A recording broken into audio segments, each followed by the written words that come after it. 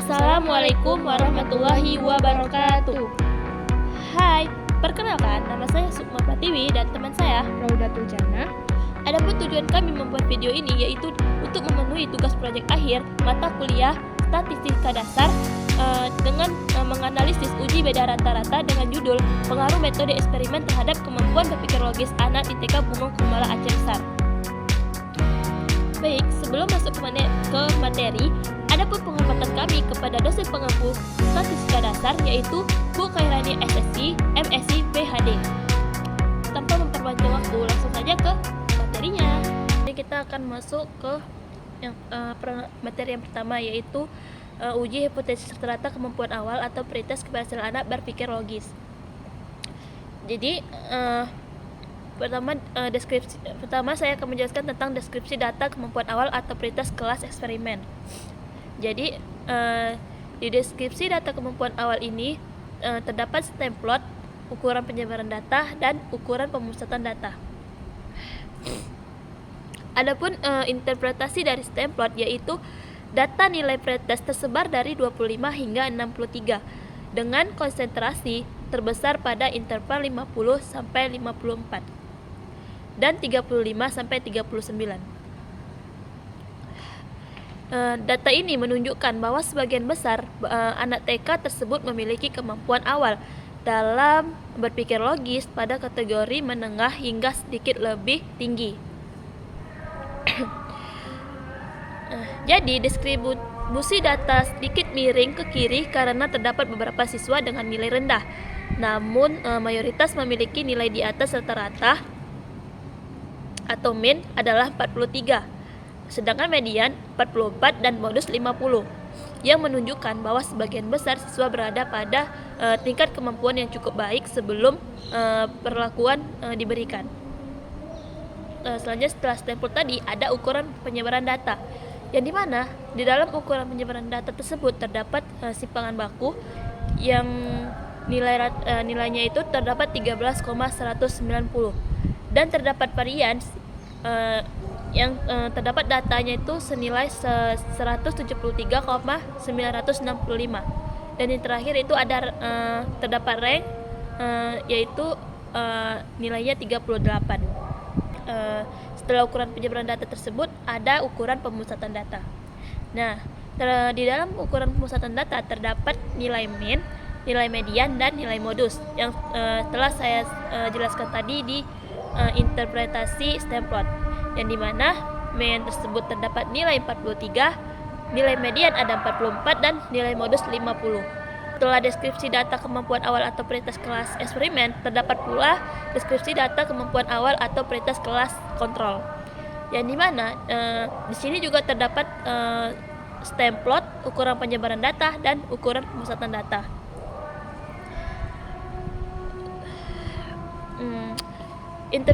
Interpretasi stem plot yang kedua ini yaitu data nilai pretest pada kelas kontrol tersebar dari 25 hingga 43 dengan konsentrasi tertinggi pada intervasi 50 sampai 54 atau 9 siswa. Dan ini juga diikuti oleh intervasi 35 sampai 39 siswa, yang dimana sebagian besar siswa memperoleh nilai tinggi yang terlihat dari median dan modus yang sama-sama 50 serta mean yang sebesar 45, menunjukkan kemampuan awal berpikir logis yang cukup kuat.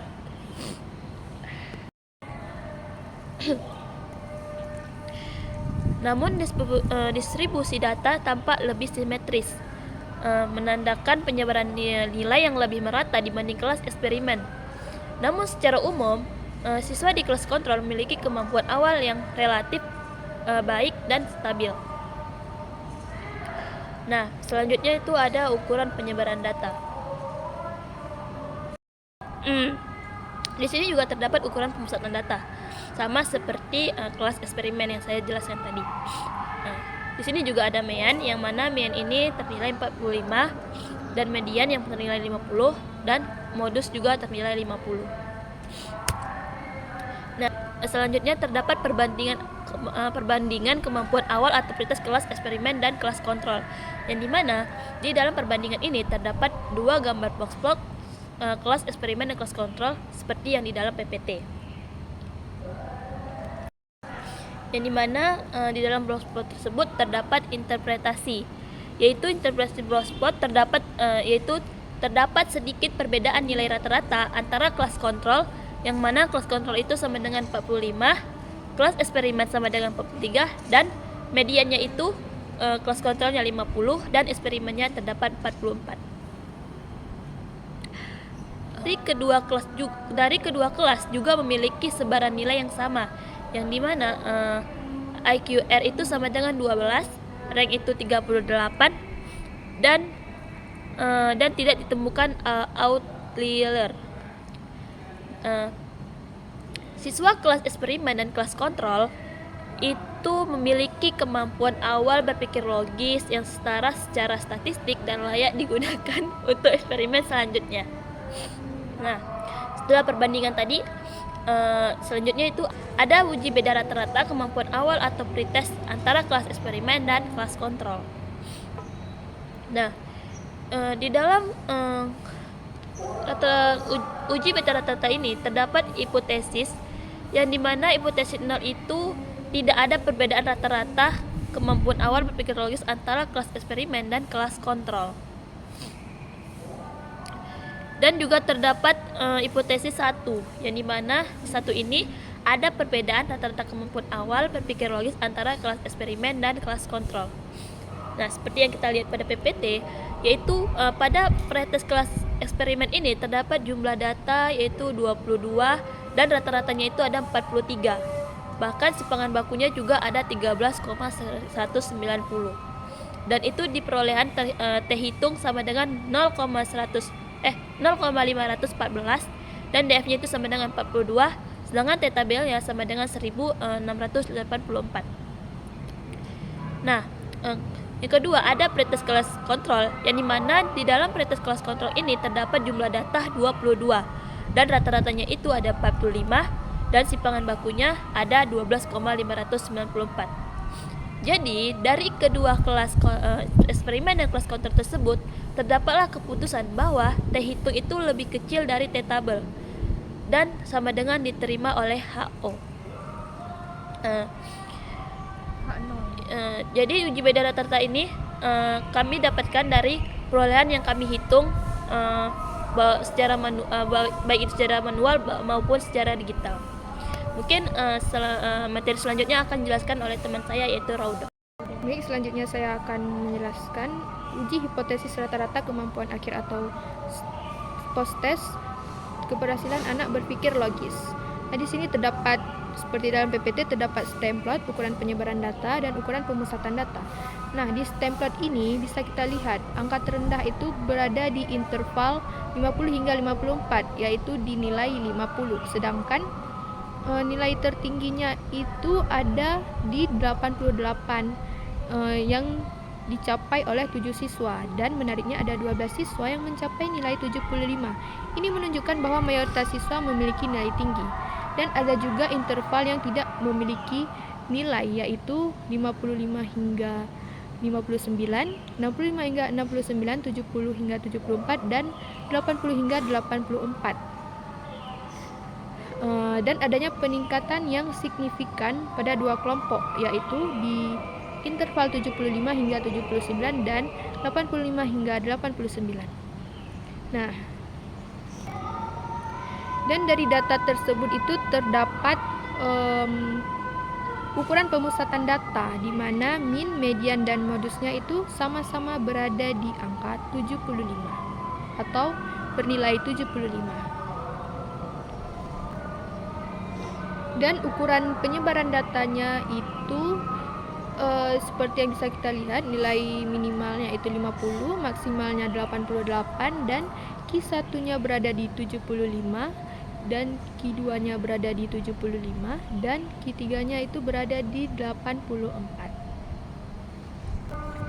Lalu ada juga simpangan baku yang bernilai 10.206 dan variannya itu terdapat di angka 1058.548. Dan juga ada nilai simpangan bakunya yaitu 10.206, variannya berada di angka 158.548 dan range-nya itu 38. Nah, berikutnya saya akan mendeskripsikan data kemampuan akhir post test di kelas kontrol.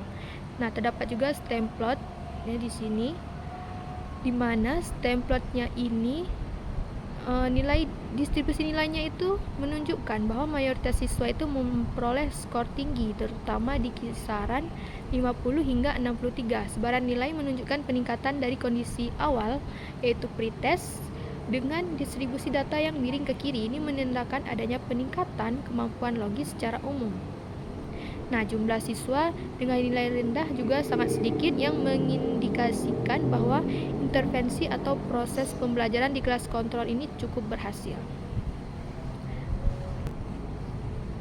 Nah, adapun ukuran penyebaran datanya di sini bisa kita lihat data minimalnya itu 25 hingga data maksimalnya itu ada di angka, bisa kita lihat di sini di ukuran penyebaran datanya, angka minimalnya itu terdapat di 25 dan maksimalnya itu ada 63. Nah, terdapat juga minnya itu 47 dan mediannya itu 50 serta modusnya itu 50 berdasarkan data dari yang sudah kita dapat dan kita kalkulasikan melalui Excel. Nah, selanjutnya perbandingan kemampuan akhir post test ini berdasarkan dari kelas eksperimen dan kelas kontrol. Selanjutnya di sini ada perbandingan kemampuan akhir post test dalam kelas eksperimen dan kelas kontrol. Nah, di sini ada box plotnya ya. Ini sama datanya seperti stem plot, namun ini kita ubah ke dalam bentuk box plot. Nah, menurut dari data-data stem plot ini kita bisa melihat di kelas kontrol ini ya. Nah, di box plot atau stem plot kelas kontrol ini ya, menunjukkan variasi yang lebih besar dalam nilai tengah siswa dengan nilai minimum yang jauh lebih rendah yaitu 25 dan simpangan baku sebesar 12.594 yang lebih tinggi dibanding kelas eksperimen. Nah, distribusi nilai di kelas kontrol tampak lebih menyebar dan kurang merata serta cenderung miring ke kiri.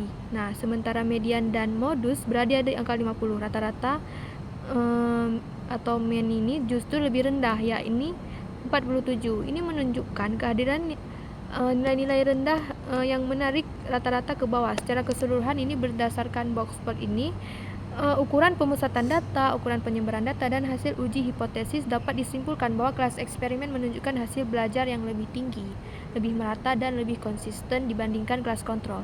Nilai tengah dan persebaran data yang lebih sempit serta rata-rata yang lebih tinggi pada kelas eksperimen menunjukkan bahwa perlakuan atau pendekatan pembelajaran yang ditetapkan di kelas tersebut berhasil meningkatkan kemampuan yang diterapkan di dalam kelas eksperimen dan kelas kontrol seperti yang sudah dijelaskan tadi di stem plot. Kelas eksperimen dan kelas kontrol berdasarkan data-datanya, hal ini menunjukkan variasi yang di kelas kontrol ini menunjukkan variasi yang lebih besar dalam nilai tengah siswa dengan nilai minimum yang jauh lebih rendah yaitu 25 dan simpangan baku sebesar 12.594 yang lebih tinggi dibandingkan kelas eksperimen.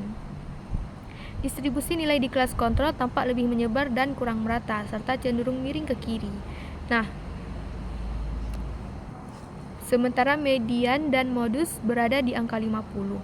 Rata-rata atau minnya itu justru lebih rendah, yakni 47. Ini menunjukkan kehadiran nilai-nilai rendah yang menarik rata-rata ke bawah.